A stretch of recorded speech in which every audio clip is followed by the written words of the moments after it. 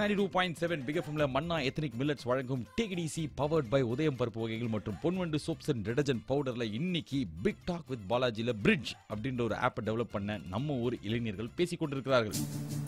மச்சான் பாரா முதல் பாலிய சிக்ஸர் எங்கள மாதிரி 1000 பேருக்கு வேலை போட்டு கொடுத்திருக்காரு. இனாத்து கொடுக்கணும் துப்பு தூ இந்த வாங்கோ துப்பு. எங்க சிவாஜிக்காக நாங்க உயிரை கூட கொடுப்போங்க. ரமணா தம்பி எங்களால காட்டி கொடுக்க முடியாது. கிச்சாவை விடுதலை செய் கிச்சாவை விடுதலை செய்.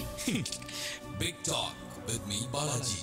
சரி, சென்னை தான் நம்ம ஊர், சென்னை சூப்பர் கிங்ஸ் தான் நம்ம, சிஎஸ்கேடா தோனிடா அப்படிலாம் சொல்லிட்டு ஒரு 8-10 வருஷம் வந்து சொல்லி பழகிட்டோம். ஆனால் இருந்தாலும் இதே சென்னைக்காக தன்னோட ரத்தத்தையும் உயிரையும் கொடுத்து விளையாட வந்தானே ரெய்னா.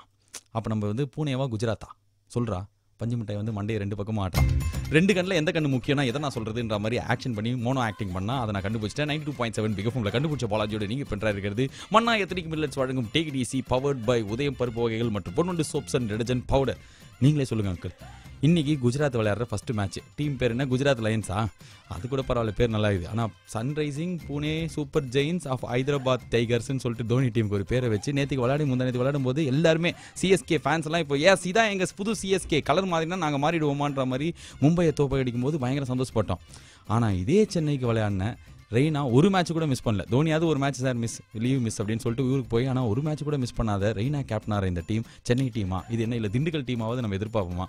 ரெய்னா விளையாடுற டீம் ஏன் செகண்ட் வரணும் நம்ம எதிர்பார்க்குறோம்? ரெய்னாவும் மெட்ராஸ் தானே, அவன் யார்? நம்ம டி நகர் பையன். அவன் ஜெயிக்கலன்னா எப்படி? எனக்கு இந்த குழப்பமாகவே இருக்குது அங்கிள். இன்னைக்கு 8 மணிக்கு மேட்ச் ஆரம்பிக்கும் போது தான் தெரியும் நம்மளுக்கு நிஜமாலே இந்த பேட்ரியாட்டிசம் வருதா இல்லை ரெய்னாக்காக வந்து லைட்டாக இப்போ பொங்கிட்டேனான்னு சொல்லிட்டு இதே மாதிரி நம்மளை சுற்றி நடக்கிறேன். நம்மளை பாதிக்கிற நிற்கிற பக்கிற கிக்கிற குக்கரன்ற மாதிரி அடுத்த ஒரு 3 மணி நேரத்துக்கு சம்மந்தமே இல்லாமல் செம்ம ஜாலியாக நிறைய ஐட்டம் பேச போகிறோம். 12வது பேப்பர் கரெக்ஷன் ஆரம்பிச்சதுலேருந்து பிரச்சார யுக்தியாக எல்லாரும் கையாளுற விதம் வரைக்கும் நிறைய ஐட்டம்லாம் இருக்குது. ஃபார் ஆல் ஒரு சமத்து போனா சுச்சி பிச்சிக்கி அப்படின்னு நம்ம செம்ம ஜாலியாக கேளுங்க. ஜங்கிள் புக் படம் வேறு பார்த்தேன். இன்னைக்கு ரொம்ப நாள் கழிச்சு 120 bucks இஸ் வெயிட்டிங். இது மாதிரி ஒரு ஆச்சரியத்தை நான் பார்த்ததே இல்லை அங்கிள். கிட்டத்தட்ட டெய்லி குழந்தைக்கு ரைம்ஸ் பாடி சோறு ஊட்டுற ஒருத்தங்க, கிட்டத்தட்ட அவங்களோட பேர குழந்தைக்கு கிளாஸ் எடுக்கிற ஒருத்தங்க, ஒரே ஒரு படத்தோட பேர் சொன்னதுக்கப்புறம் என்னாச்சுன்னா அவங்களே ஒரு குழந்தையாக மாறிட்டாங்க. அப்படியே அவங்க முகத்தில் ஒரு ஆனந்த அலாதி சிரிப்பு சந்தோஷம். அந்த பாட்டு வண்டி எனக்கு பாடிக்காமல் இன்டர்நெட்டில் டவுன்லோட் பண்ணலான்னு இருந்தேன். ஆனால் எனக்கே பாட்டு தெரியும்னு சொல்லிட்டு பிக் எஃப்எம்மோட ஆர்ஜே மிருதுலா சொன்னதுக்கப்புறம் நான் எந்த படத்தை பற்றி பேசுகிறேன்னு உங்களுக்கு தெரிஞ்சிருக்கோம். பாடுங்க. ஜங்கல் ஜங்கல் பாத்தலி ஹே பதா சலா. ஐயோ தெரியாம பாட சொல்லிட்டேன் அங்கிள். 2 லைன்லயே அவங்களுக்கே அதை சிரிப்பு அடக்க முடியாம சிரிச்சு நிற்கிறாங்க. இங்க பாரு, இது வந்து ஒரு விஷ பரீட்சை தான் தெரியும். பக்கத்து எஃப்எம் போனாங்கன்னா அடுத்த 2 மணி நேரத்துக்கு வர மாட்டாங்க. ஆல்ரெடி நம்மளதுல அவ்வளோ ஆட் போட்டு தொலைப்போம். இப்போ நீ என்ன பண்றேன்னா அவங்க கேட்குற மாதிரி இந்த பாட்டை கேட்டோன்னே அவங்களுக்கு அவங்க பாலிய ஞாபகம் வரணும். ஓகேவா? அந்த மாதிரியா? ஜங்கல் ஜங்கல் பாத்தலி ஹே பதா சலா ஹே சன்னி பஹனி ஃபூல் கிலா ஹே. ஓ நைஸ், சோ ஸ்வீட் அப்படின்லாம் வந்து தயவுசெய்து சொல்றாதீங்க. கன்றாவியா பாடின ஆர்ஜே மிருதுலா எதனால இவ்வளவு சந்தோஷமா பாடினாங்கன்னா ஜங்கிள் புக் படத்தை போய் அவங்க பார்த்துருக்காங்க. 40 வருஷம் முன்னாடி அவங்களுக்குள்ள இந்த குழந்தை தட்டி தடுமாறி திக்கி தசமாரி சூச்சு மாதிரியா வெள்ள வந்துருக்குது. படத்துல 3 பாட்டு இருந்து தெரியுமா? தெரியாதே. சரி, சின்ன வயசுல இருக்கு அந்த பப்ளுவோட பாடுற ஒரு சாங் இருக்கு. பாலு மோக்லியோட ஃப்ரெண்ட் யாரு அப்படின்னா பிருத்திவிராஜ் பப்ளுவா நடிச்சிருக்காரு அப்படின்றாங்க. அவங்க தான் ஆர்ஜே மிருதுலா. சரி, சின்ன வயசுல நீங்க இது சொல்லுங்க, உங்களோட இந்த ஜங்கிள் புக் பார்த்த ஞாபகம் தான் இருக்கா? நல்லாவே. என்னெல்லாம் நடந்தது அப்போ? உங்க பிளசன்ட் மெமரி சொல்லுங்க. மோக்லி வந்து ஷேர்கான் கிட்ட இருந்து அடிக்கடி இவன் காப்பாத்துவான். அந்த நீங்க உங்க வாழ்க்கையில நடந்தது சொல்லுமா? நான் சின்ன வயசுல இருக்கும்போது சனிக்கிழமை நைட்டே வந்து என்ன பண்ணுவேன் அப்படின்னா வந்து ஒரு வாட்டி பல் தேய்ச்சிட்டு, அதாவது வீக்லயே வந்து அந்த ஒரு நாள் தான் 2 வாட்டி பல் தேய்ப்பேன். நைட்டே பல் தேய்ச்சிட்டு மூஞ்சில வந்து பவுடர் ஃபுல்லா போட்டு தூங்கிடுவேன். ஸோ என்ன ஆகும் அப்படின்னா காலையில் எழுந்துக்கும் போது ஞாயிற்றுக்கிழமை ஒரு 9:30-10 மணிக்கு எழுந்துக்கும் போது எங்கள் வீட்டில் பால் மில்க் பிஸ்கெட் வச்சிருப்பாங்க. நைட்டே பல் தேய்ச்சிட்டேங்கிறதுனால அது பல் தேய்க்காமே சாப்பிடலாம். மூஞ்சியும் வந்து தூங்கி வச்ச மாதிரி இருக்காது, ஃப்ரெஷ்ஷாக இருக்கும். ஸோ யாருமே என்ன குழி அப்படின்னே சொல்ல மாட்டாங்க. ஆல்ரெடி குளிச்சிட்டேன்ற மாதிரி நினைச்சுப்பாங்க. ஏன்னா பவுடர் போட்ட மூஞ்சியில் இதை வந்து இன்னைக்கு இருக்கிற குழந்தைங்களாம் ஃபாலோவே பண்ண மாட்டானுங்க. அவனுக்கு எழுந்துக்கும் போதே மதியம் 3 ஆயிடும். ஊத்தப்பல்லோட சாப்பிட்டாலும் இன்னைக்கு பிரச்சனை கிடையாது. ஆனால் அன்னைக்கு அப்படி தான் நான் ஜங்கிள் புக் பார்த்துருந்தேன். இந்த ஜங்கிள் புக்கை நேற்றுக்கு ரொம்ப கஷ்டப்பட்டு 25 பேர்கிட்ட சிபாரிசு கேட்டு டிக்கெட் வாங்கி பார்த்ததுக்கப்புறம் ரொம்ப நாள் கழிச்சு 120 bucks of the jungle book is coming in some time. எதுக்கு மிருதுலா பாட விட்டீங்க அப்படின்னா ரொம்ப ஆர்வமாக இந்த ஸ்டூடியோவில் உட்காந்துருந்தாங்க. பாடினா வெளில கிளம்புறேன்னாங்க.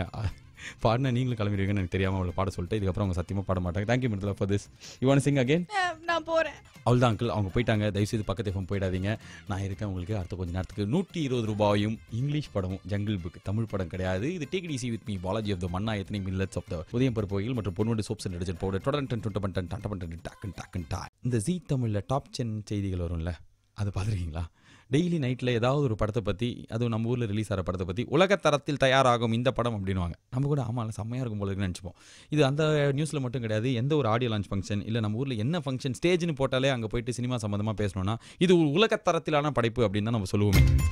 நான் கூட ரொம்ப நாளைக்கு வந்து உலகத்தரம்னா அவ்வளோதான் போல இது எல்லாமே உலகத்தரம் இப்படி தான் இருக்குன்னு நினச்சும் போது தான் சத்தியம் தேட்டர் வந்தது.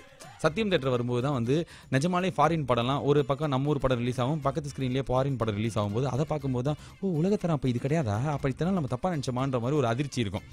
அந்த அதிர்ச்சி கொஞ்சம் நாளடைவில் என்னாச்சு அப்படின்னா ரொம்ப கன்ஃபார்ம் ஆச்சு. உலகத்தரங்கிறது அந்த நிஜமாலே வேற லெவல், நம்ம ஊரில் பேசுறதுக்காக இதை சொல்லிக்கிறாங்கன்ற மாதிரி இருந்தபோது நேத்திக்கு ஜங்கிள் புக் அப்படின்ற ஒரு படத்தை பார்த்து அது 200% கன்ஃபார்ம் ஆயிடுச்சு. அங்கிள் ஐயோ இது வருது இந்த பட்டன் என்ன அப்படின்னு பார்த்தாக்க மெய் சிலுத்து போய் பிரமிச்சு போய் சில காங்கித்து போய் கிட்டத்தட்ட ஒரு 3 வருஷம் கழிச்சு ஒரு படத்தை பற்றி நம்ம பேசுகிறோம் அப்படின்னா வந்து ஜங்கிள் புக் தான். $120 அப்படின்றதுல இன்னைக்கு கொஞ்ச நேரத்தில் நேற்றுக்கு நைட்டு 2 மணி நேரம் எனக்கு என்னென்ன உணர்ச்சிகள் உள்ளே போச்சோ, அதாவது குழந்தைங்க படம் தான், அதனால் அதெல்லாத்தையும் அப்படியே உங்ககிட்ட சொல்ல போகிறோம். இப்போ நீங்கள் கேட்டுக்கிறது டேக் இட் ஈஸி. நான் தான் Balaji, powered by Manna ethnic millets கிடையாது, ஏன்னா அவங்க brought you by powered by வந்து உதயம் பருப்பு மற்றும் Ponvandu soaps and detergent powder. என்ன தெரியுமா என்ன கதை அப்படின்னு ஃபஸ்ட்டு பார்த்தாக்க, தம்பி உனக்கு தெரியாதுல இன்னைக்கு ஜென்ரேஷன் போகோ மேடு அதெல்லாம் பார்ப்பனி, ஆனால் நாங்கள் சின்ன வயசில் பார்த்த கார்ட்டூன்னாலும் உங்ககிட்ட சொல்கிறேன். என்ன தெரியுமா தம்பி, மோக்லின்னு ஒரு பையன் இருப்பான், குழந்தையா செம்ம அழகாக சுச்சுக்கு அப்படின்ற மாதிரி இருக்கும்போது அவங்க அப்பா அந்த காட்டில் அந்த பையனை விட்டு அவங்க புலி வந்து அந்த அப்பாவை கொன்னுட்டு அந்த அப்பா சாகும்போது என்ன பண்ணுவார்னா அந்த தீப்பொட்டி எடுத்து மூஞ்சிலே புச்சுக்குன்னு அவங்க அப்பா அந்த புலி மூஞ்சி ஃபுல்லாக வந்து தழும்புவாய் எப்படியா அந்த பையனையும் சேர்ந்து கொண்டுன்ற மாதிரி கங்கணம் கட்டி சுற்றிட்டு இருக்கும். இந்த பையனை யார் வளர்க்கும் அப்படின்னு பார்த்தாக்க வந்து ஓனாய் கூட்டம், ஓனாய் மாட்டுக்குட்டியும் இருக்குல்ல, அந்த ஓனாய் தான் வந்து இந்த பையனை வளர்க்கும். நிறைய மொத்தமாக ஓனாய் எப்படி வாழும் அப்படின்னா கும்பலாக 20-25 பேராக வாழும். அந்த ஓனாயோட பேர் தான் வந்து அகிலா. ஐயோ அடப்பட்டன் தான் அவங்களுக்கு நினச்சேன், ஏன் அகிலா இது அமைச்சுன்னு தெரியல. அகிலா தான் அந்த ஓனாயோட பேர். இவன் பேர் மோக்லி, புலி பேர் ஷாருக் கான். அதுக்கப்புறம் வந்து இவன் இருக்கும் யார் தெரியுமா, இதை வந்து இந்த ஓனாய் கிட்ட யார் கூட்டு போவா அப்படின்னு பார்த்தாக்க கருப்பு கலர் சிறுத்தை. கருப்பு சிறுத்தை வந்து அது பேர் வந்து பகதீரா, நம்மளுக்கு வாயில் நுழையிலங்கிறதுனால மகதீரான்னு வச்சுக்கலாம். இந்த மகதீரா தான் போய் கூட்டின்னு போய் எல்லா ட்ரிக்ஸும் கொடுத்து வளர்க்கும். திடீர்னு என்ன ஆகும், இந்த புலி வந்து ஊருக்குள்ளே வந்து என்ன எனக்கு மனுஷ வாசனை அடிக்குது அப்படின்னோடனே இந்த சின்ன பையன் மாட்டிப்பான். இவன் ஒண்டி இங்கேருந்து காலி பண்ணல, நான் உங்கள் எல்லாரையும் கொண்டுருவேன் அப்படின்னோடனே அந்த சின்ன பையனே சொல்லுவான், எனக்காக நீங்களாம் ஏன் சாகணும், நானே காட்ட விட்டு போகிறேன் அப்படின்னோடனே இந்த மகதீரா அந்த சிறுத்தை வந்து கூட்டின்னு போவோம், வாடா நான் உங்கள் ஊருக்கு போய் விட்றேன்ட்டு. கூட்டு போகிற வழியில் வந்து பாலு அப்படின்னு சொல்லிட்டு, பாலுங்கிறது உங்கள் பேர், தேவருங்கிறது நீங்கள் அந்த படத்தில் வருமே, அந்த பாலுங்கிற ஒரு கரடி என்ன போவோம் ஃப்ரெண்டாகி, நீ காட்ட விட்டதுக்கு போகிற, நான் நீ சேர்ந்து ஃப்ரெண்டாகி காட்டையே நம்ம வாழலாம் ஆழலாம் அப்படின்னு சொல்லிட்டு பேசும்போது திருப்பி இந்த புலி என்ன ஆச்சு, அது கொன்னுச்சா, என்ன பழி வாங்கினான் அந்த பையன், புலி செத்ததுக்கு அப்புறம் அந்த காட்டில் அவன் சந்தோஷமா இருந்தானா அப்படின்றது தான் ஜங்கிள் புக். இது கதை தானே சொன்னோம், விமர்சனம் இன்னும் சற்ற நேரத்தில். நீங்கள் கேட்டுக்கொண்டிருப்பது டேக் இட் ஈஸி என்ற இந்த இன்டர்நேஷனல் நிகழ்ச்சி. நார்மலாக இந்த மாதிரி இங்கிலீஷ் படம் கார்ட்டூன் படம் அப்படிலாம் இருக்கும்போது நம்மளுக்கு அவ்வளோ செட் ஆகாது. ரொம்ப பயங்கர பாஷ், இட்ஸ் லுக்கிங் யோயோ அப்படின்ற மாதிரி சத்தியமில் ஒரு வாரம் ஓடுறது, அது என்ன ஷோ டைமிங்லாம் தெரிஞ்சு புக் பண்ணுற க்ரௌடுக்கு மட்டும்தான் அந்த மாதிரி அனிமேஷன் படம்லாம் ஒர்க் ஆகும். ஆனால் இந்த ஜங்கிள் புக்கு ஒரு தமிழ் படத்தில் என்னெல்லாம் இருக்கோ எல்லா ஐட்டமும் இருந்தது. தங்கச்சி சென்டிமெண்ட்டு, தங்கச்சி யார், இந்த மோக்லி பையனுக்கு தங்கச்சி வந்து உல்ஃபோட குழந்தை, ஓனாயும் ஆட்டுக்குட்டியும்ல, ஓனாய் குட்டியே வந்து இவனோட தங்கச்சி. அந்த தங்கச்சிக்கு இவனுக்கு ஒரு பாச காட்சி இருக்குது, அப்படியே அண்ணா அப்படியே தங்கச்சி அப்படின்ற மாதிரி 2 பேர் பேசிக்கிறாங்க. அதுக்கப்புறம் வில்லன், நம்பிக்கை துரோகம், அதுக்கப்புறம் நட்புனா என்னன்னு தெரியுமா, தேவராஜனா என்னன்னு தெரியுமான்ற மாதிரி எல்லா சீனுமே வந்து தமிழ் படத்தில் பார்க்குற மாதிரி இருக்கிறதுனால என்ன ஆயிடுச்சு, இந்த ஜங்கிள் புக் நம்ம மனசுக்கு பிரியா ஒரு படமாயிடுச்சு. நான் தான் பாலாஜி, இது 92.7 பிக் எஃப்எம்ல டேக் இட் ஈஸி. சாயங்காலத்துலேருந்து என்ன பண்ணுறோம் அப்படின்னு பார்த்தாக்க, நேற்றுக்கு நைட்டு பார்த்த அந்த ஜங்கிள் புக் படத்தை பற்றி பயங்கரமாக வந்து சிலுத்து போய் பேசினுக்கிறோம். எதனால ரொம்ப நாள் கழிச்சு ஒரு படம் பேசுகிறோம் அப்படின்னா வந்து இந்த படம் வரும்போதே பயங்கர ஒரு ட்ரெய்லர்லாம் பார்க்கும்போது கண்டிப்பாக பார்க்கணுன்ற மாதிரி இருந்தது. கரெக்டாக ரிலீஸுக்கு முன்னாடி அவங்க காசு கொடுத்து ப்ரமோஷன் பண்ணாங்களோ இல்லையோ, இந்தியன் சென்சார் போர்டே வந்து செம்மையாக யூ சர்டிஃபிகேட்டுக்கு பதிலாக UA சர்டிஃபிகேட் கொடுத்தாங்க.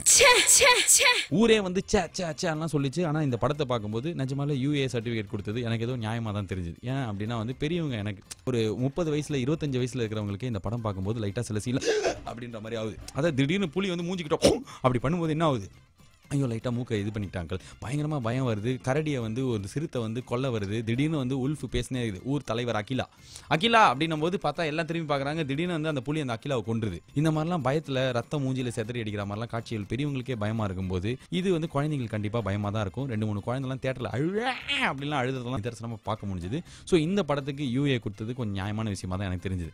ஆனால் அதே நேரத்தில் ஜிங்கிளு மணி அப்படின்னு சொல்லிட்டு கவர்ச்சி ஆபாச நடனங்கள் இருக்கிற படத்துக்குலாம் நம்ம யூ சர்டிஃபிகேட் விடுவோம். அதை வேணா போய் கேள்வி கேட்கலாமே தவிர இதை கேள்வி கேட்கறது நியாயம் கிடையாது.